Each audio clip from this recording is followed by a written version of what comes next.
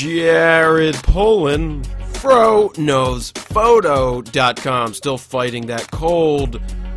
So, here's your photo of the week. It is Questlove of the Roots, taken in 2003, September 16th, 2003. And what a really fun, eventful, interesting, eye-opening experience this photo shoot was. And it was for Rolling Stone. Let's see, where to start. I get a call from my editor at the time at Rolling Stone and said, hey, the Roots are starting recording on their new album, The Tipping Point. This is probably 3 albums ago at this point. And she's like, yep, we want you to go there, take pictures of the party, starts at 4:30. So what do? I show up at 4:30, they tell me the party doesn't start till 10. Oh well, so I'm there, I'm just hanging out, hanging with the Roots. They're having another photo shoot done. I don't remember who it was for, but just hanging out there. What an awesome studio. It's in Philadelphia. It's right next to the Electric Factory, which is a nice venue where everybody plays. But you go up there, and then you've got, you know, just a lounge area. The back room has the studio. It has Questlove's record room, which you see here, which had, at the time, 37,000 records, all organized in only a way that Questlove could find what he was looking for. It wasn't alphabetical. It wasn't by year. I couldn't even tell you how he did it, but he had all these sticky notes everywhere, showing where everything was, or, you know, leaving notes for himself where certain things were. And so I'll talk about this photo. It's just interesting when you're shooting film. I was shooting with the Nikon F5, and I'm pretty sure I was shooting with the 20mm 2.8 Nikon, which was the widest lens that I had, but that's pretty wide for the time. You know, you had 35 to 72.8. You didn't have a 17 to 35 yet, I don't believe. And you didn't, well, maybe, yeah, you had to have a 17 to 35 back then, but I couldn't afford much, so I had a 20mm 2.8, which I picked up for a couple $100, which was a very solid lens. And at first, when I was shooting here, you have to remember, you're shooting Fuji 800 film. You can't look at the picture when you shoot it to make sure you got it right. You had to have a feel for the lighting situation.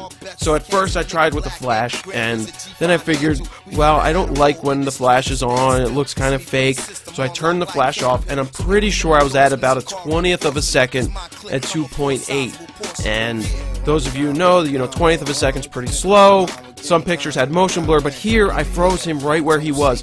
He was reaching up to find an album. I don't know what for, but I just thought it was really cool that he allowed me to shoot whatever I wanted. I was just hanging out. I never met him. This was the first time I met him. I didn't have an afro back then, though, which would have been great if I did. But I did have these mutton chops, these huge sideburns that were interesting. Excuse me. So I took a couple pictures, but this worked out well. I talk about leading lines and rule of thirds. Here he's in the left third of the image, right? So the leading lines of the bookcase, the record case, lead you into the image. Also, you see him on the left-hand side. If he was in the middle, this picture wouldn't be anything. It just wouldn't look right. Here, this looks nice and balanced. He's on the left side. You have all this room to look into, and you know, I've processed this picture all the way up to a 30 by 45. I've printed this for a showing, and it held up so well from a scan, just a regular scan of the negative, and then printed traditionally, and well, not traditionally, it was printed in a digital machine, but not inkjet, an actual machine that runs through chemicals, because I don't like inkjet prints, and that's a rant for a whole nother day, of course.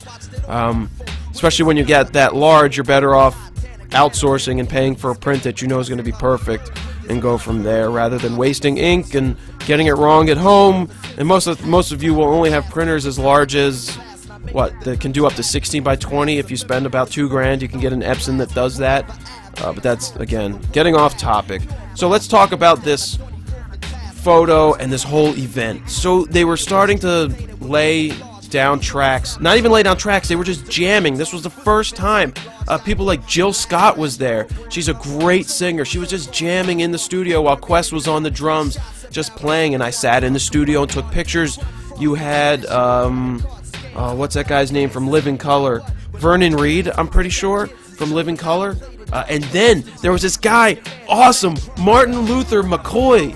Nobody knew who Martin Luther McCoy was, but if you've watched Across the Universe, he is the Jimi Hendrix style guy in the movie. Martin Luther, he went by Martin Luther McCoy back then. He had a really cool sounding album, very soulful guy, and was just a really awesome, genuine guy that I just had we sat down and just talked for about 20 minutes, and this was really, really cool stuff.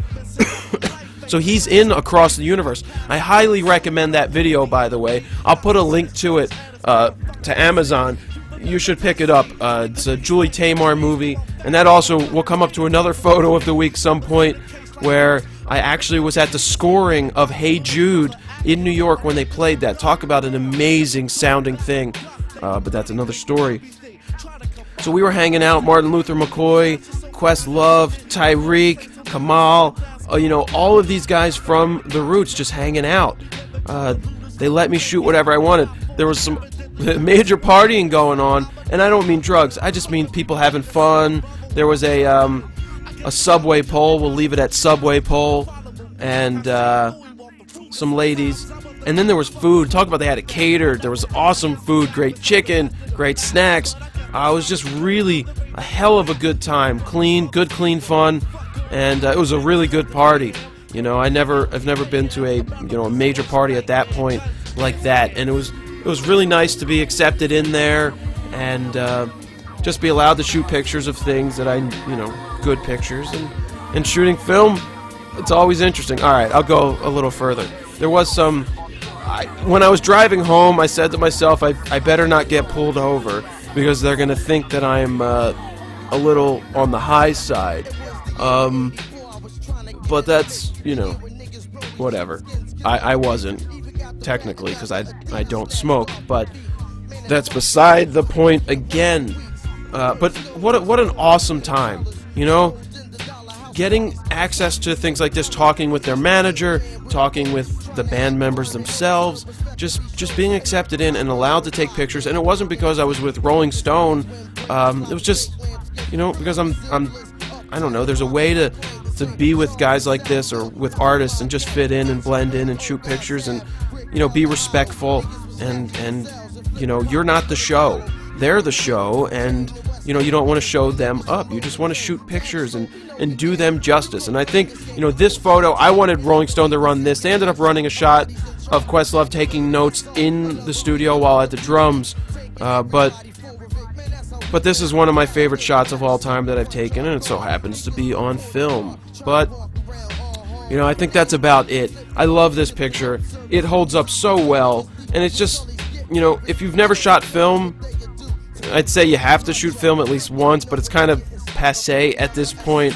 But, excuse me again, but being limited to just 800 speed film and low light situations and not being able to look at the picture after you shoot it, you had to rely on the feel of, your expertise, how to get the light right and how to do things like that, and just feel the image and get it, and then, hope that you did it right. And a good test for you guys to practice on is allow yourself 36 pictures, tape something over the back of the camera. Do not let yourself look at those pictures. Test yourself. Shoot 36 pictures. I'll make an assignment like that up at some point, and we'll do a critique of all that. But until then, this is Jared Polin, FroKnowsPhoto.com. Photo of the week, Questlove of The Roots in the studio on assignment for Rolling Stone back in 2003. Talk to you later.